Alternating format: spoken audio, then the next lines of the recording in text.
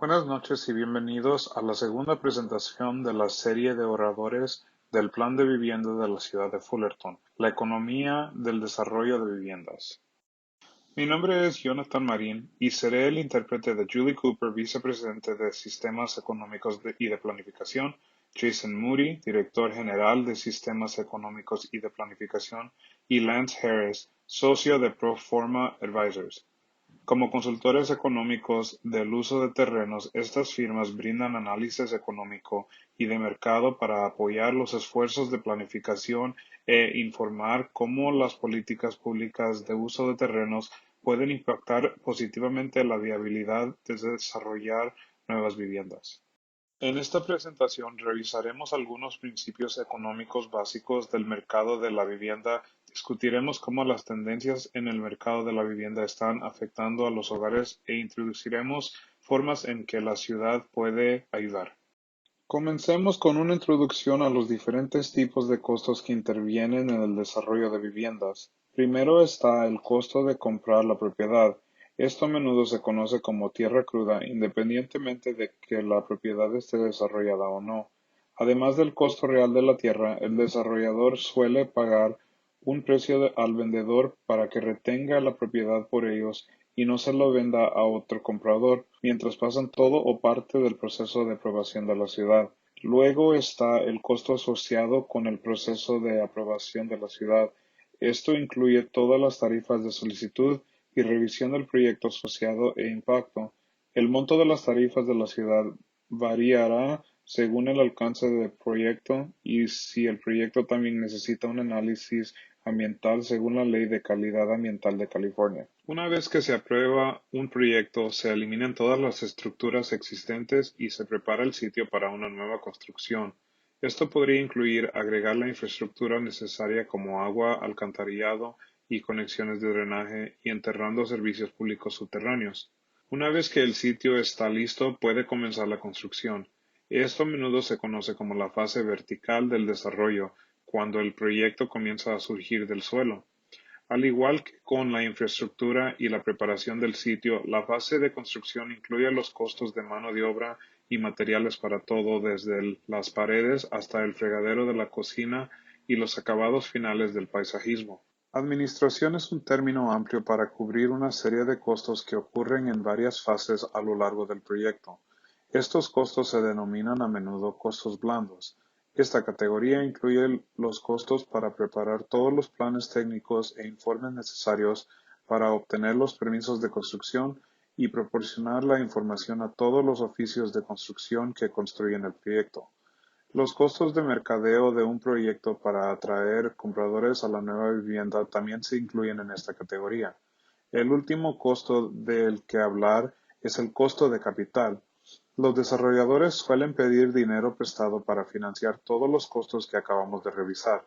Hay varias formas en que esto puede ocurrir y los acuerdos de desarrollo a menudo utilizan una combinación de muchas opciones de financiamiento. Independientemente de la estrategia de financiamiento que se utilice, existe un costo por usar lo que es esencialmente el dinero de otra persona durante un periodo de tiempo. Esto se conoce como costo de capital. El costo puede variar según la cantidad del tiempo que se pide prestado el dinero, así como el riesgo asociado con el trato. Cuanto más tiempo se pida prestado el dinero o mayor sea el riesgo, mayor será el costo del capital. Ahora que tenemos una mejor comprensión de los diferentes tipos de costos que se incluyen en el desarrollo de viviendas, hablemos del impacto de ellos. Con el tiempo, los costos asociados con el desarrollo de la tierra han aumentado. Hay menos propiedades que son fáciles de desarrollar, las regulaciones han aumentado, los salarios han aumentado y los costos de materiales han aumentado. Esto ha llevado a lo que se muestra en la pantalla. El gráfico muestra que en Fullerton la inmensa mayoría del inventario de viviendas se construyó en 1979. En cada década posterior se construyó menos del 10% del inventario de viviendas. El inventario limitado de viviendas provoca la competencia por las unidades, lo que hace subir los precios de la vivienda. El precio medio de viviendas aumentó un 41% desde el 2010 y el alquiler medio también aumentó un 34%. Sin embargo, es importante destacar que el ingreso medio no ha aumentado al mismo ritmo. Para el mismo periodo de 2010 a 2018, el ingreso medio de Fullerton solo aumentó un 9%. Vamos a ver el impacto de estos de dos maneras: asequibilidad de la vivienda y cargo del costo de la vivienda. Más de la mitad de los hogares de Fullerton, el 55%, ganan el 80% del ingreso medio del área para el condado de Orange o menos. Otro 17% gana entre el 80% y el 120% de los ingresos medios. En la serie de oradores número 1 aprendimos que un hogar de ingresos moderados podría, sin gastar demasiado en vivienda, pagar un precio de vivienda de $500,000. Esto significa que el precio medio de una vivienda de Fullerton de $660,000 está fuera del alcance de más del 75% de los hogares de Fullerton. En otras palabras, alrededor del 75% de los residentes de la ciudad probablemente no podrían pagar una casa si estuvieran buscando comprar en el mercado actual. Entonces, ¿quiénes son estos hogares de Fullerton que no pueden pagar una casa en Fullerton de precio medio? Cuando hablamos de ingresos medios en el contexto de la vivienda, agregamos un nivel de especificidad en términos del número de personas en el hogar. Cuanto más grande es el hogar, más altos pueden ser los ingresos dentro de la categoría de ingresos, porque los ingresos están apoyando a más personas. Para un hogar de una persona en la categoría de ingresos moderados, ganan aproximadamente entre el $72,000 y $87,000. Esto incluye una enfermera en St. Jude Medical Center, un profesor asistente en Cal State Fullerton, un ingeniero de software en Raytheon o un maestro con experiencia en los distritos escolares de Fullerton. Para un hogar de una persona en la categoría de bajos ingresos ganan hasta aproximadamente $72,000. Esto incluye un analista administrativo de Cal State Fullerton, profesores en Fullerton College y profesores en los distritos escolares de Fullerton. Un hogar de dos personas necesitaría tener al menos dos personas con ingresos moderados para alcanzar la categoría moderada anterior, donde la compra de una casa de precio medio comienza a ser factible. Es importante destacar que lo que muestran estos datos es que una persona podría conseguir un trabajo en cualquier de los 6 principales empleadores de Fullerton y no poder pagar una casa de precio medio en la ciudad. De hecho, menos del 14% de los empleados de St. Jude Medical Center viven en la ciudad y solo el 60% reside en el condado de Orange. Esto ejemplifica lo que sucede cuando no hay suficientes viviendas a precios que la gente puede pagar. Las personas a menudo no tienen la opción de vivir donde las viviendas es menos costosa a cambio de un viaje más largo. Las personas también pueden optar por vivir en condiciones de hacinamiento para poder pagar una vivienda.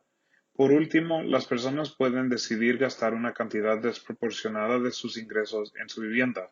Esto se conoce como carga de vivienda, lo que discutiremos en la siguiente diapositiva. Sobrecargados de costos en el contexto de vivienda se refiere a cuando un hogar gasta más del 30% de sus ingresos en alquiler. Tenencia se refiere a si un hogar alquila o es propietario de su vivienda. El gráfico en la pantalla muestra que más del 58% de los inquilinos y casi el 33% de los propietarios en Fullerton están agobiados por los costos, gastando más del 30% de sus ingresos en vivienda. ¿Por qué es importante la carga de costos? La vivienda es solo uno de los muchos gastos que tiene un hogar mensualmente. Si el hogar tiene que gastar una cantidad desproporcionada de sus ingresos en vivienda, gasta menos en transporte, comida, cuidado infantil y otras necesidades, ahorros para la jubilación o emergencias y otros gastos discrecionales. St. Jude Medical Center ha proporcionado dos ejemplos de este tipo de miembros de su personal. Una enfermera titulada que es madre soltera con dos hijos gasta el 38% de sus ingresos en vivienda, mientras que dos amas de casa que están casadas gastan el 50% de sus ingresos en vivienda. Cuanto mayor sea la carga del costo de la vivienda, más drástica será la compensación, ya que hay menos ingresos disponibles para cubrir otros gastos. Entonces, ¿cómo solucionamos esto? Hay dos formas en que la ciudad puede ayudar a aumentar el inventario de viviendas que pueden ampliar las opciones de vivienda a una variedad de precios que no existen actualmente. El primero es facilitar la producción de vivienda basada en el mercado y el segundo es apoyar la producción de vivienda con ayuda financiera. Hablemos más sobre ambos. ¿Cómo puede la ciudad ayudar a facilitar la producción de vivienda basada en el mercado? Al comienzo de la presentación aprendimos sobre los costos asociados con el desarrollo de la tierra. Es cierto que estos son costos que paga un desarrollador, pero la ciudad puede influir en ciertos costos en las seis categorías. Con respecto a la tierra cruda, hablemos sobre el hecho de que a menudo hay un precio que el desarrollador paga al vendedor para retener la propiedad por ellos y no venderla a otro comprador mientras pasan toda o parte del proceso de aprobación de la ciudad. Cuanto más rápido puede avanzar el proyecto a través de la revisión de la ciudad, menos tendrá que pagar el desarrollador por esta opción. Con respecto a las aprobaciones de la ciudad, existen herramientas de uso de terrenos que pueden simplificar y agilizar la revisión. Se habla de ellos con más detalle en la serie de oradores número 3. La instalación de la infraestructura y la preparación del sitio a menudo están fuertemente influenciadas por las regulaciones de la ciudad y las condiciones de aprobación con respecto a las actualizaciones necesarias para el desarrollo propuesto. Mientras los costos legítimos no necesariamente se pueden reducir, es importante que la responsabilidad del desarrollador por estas mejoras se identifique al principio del proceso de revisión de la ciudad y que permanezca sin cambios para que puedan estructurarse en el precio de compra y el financiamiento. Las regulaciones de la ciudad, particularmente en las áreas de tamaño de la unidad, densidad, espacios abiertos y estacionamiento, pueden influir indirectamente en los costos de construcción. Los estándares de desarrollo más flexibles pueden permitir una mayor variedad de tipos de viviendas.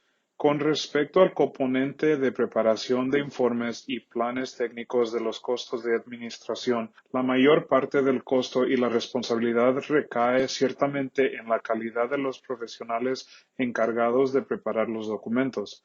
La ciudad puede desempeñar un papel aquí para asegurarse de que los requisitos se establezcan con anticipación y que la revisión de la ciudad sea clara, completa y oportuna. Por último, discutimos que cuanto más tiempo se pide prestado el dinero o mayor es el riesgo, más le cuesta al desarrollador usar ese dinero. El periodo de tiempo y el riesgo asociado con el financiamiento aumentan con el número de aprobaciones de la ciudad necesarias para un proyecto. Cuanto más eficiente y seguro sea el proceso de revisión de la ciudad, estos elementos pueden eliminarse del costo de capital. Otra herramienta relacionada que tienen las ciudades es permitir flexibilidad con respecto al momento de los pagos de ciertas tarifas elevadas.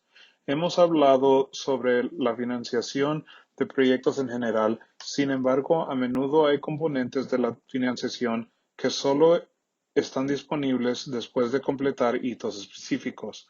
La mayoría de las ciudades cobran la mayoría de las tarifas antes de la emisión de los permisos de construcción. Sin embargo, muchas veces esto excede el financiamiento disponible en ese punto del proyecto. Las ciudades pueden brindar asistencia a un desarrollador aplazando ciertos pagos de tarifas hasta que se completa la construcción, un hito que a menudo facilita la recepción de más fondos. Antes de hablar sobre cómo la ciudad puede apoyar la producción de viviendas con asistencia financiera, definamos qué es la vivienda con asistencia financiera. La vivienda con asistencia financiera es una vivienda en la que el costo de la vivienda está subsidiado por lo que el propietario o inquilino paga una tasa inferior a la del mercado que es asequible en función de su ingreso medio y el tamaño del hogar. Generalmente, el financiamiento de estos subsidios está dirigido a hogares que ganan el 80% o menos de la renta media. El término vivienda asequible se usa típicamente para describir viviendas con asistencia financiera. Sin embargo, como hemos aprendido, el término en realidad describe un segmento mucho más amplio del mercado de la vivienda. Hay desarrolladores que se enfocan específicamente en el mercado de viviendas con asistencia financiera y construyen proyectos con asistencia financiera orientados a la construcción de viviendas asequibles. La lista de estas fuentes de asistencia financiera estaba evolucionando. Algunas oportunidades se eliminaron con la disolución de las agencias de reurbanización, mientras que otras fuentes de financiamiento continúan surgiendo. Las fuentes de financiamiento vienen en muchas formas y generalmente se encuentran en una de tres categorías: inversión de capital, como el programa de crédito fiscal para viviendas de bajos ingresos; subvenciones o préstamos. Muchas veces un desarrollador utilizará múltiples fuentes de financiamiento. Muchas veces la financiación es competitiva. La ciudad puede desempeñar un papel en la facilitación de solicitudes que podrían incluir desde proporcionar una carta de apoyo hasta cumplir con ciertos hitos de aprobación de proyectos dentro de un periodo de tiempo específico. La ciudad también puede establecer regulaciones que incrementen directamente la construcción de viviendas con asistencia financiera. La zonificación inclusiva es donde un cierto porcentaje de las unidades de un proyecto residencial a precio de mercado deben ser asequibles e integradas en el desarrollo. Un programa de tarifa en lugar permite satisfacer un requisito de zonificación inclusiva mediante el pago de una tarifa en lugar de la construcción de la unidad. Estas tarifas podrían financiar una subvención de la ciudad o un programa de préstamos para brindar una opción del financiamiento que podría ser utilizado por otro proyecto. Por último, la zonificación de incentivos proporciona incentivos de desarrollo a cambio de la producción de unidades con asistencia financiera dentro de un proyecto. Exploramos estos conceptos con más detalle en la serie de oradores número 3. Esperamos que esta presentación le haya proveído una mejor comprensión de la economía del mercado de la vivienda y el papel que puede desempeñar la ciudad. Gracias por escuchar.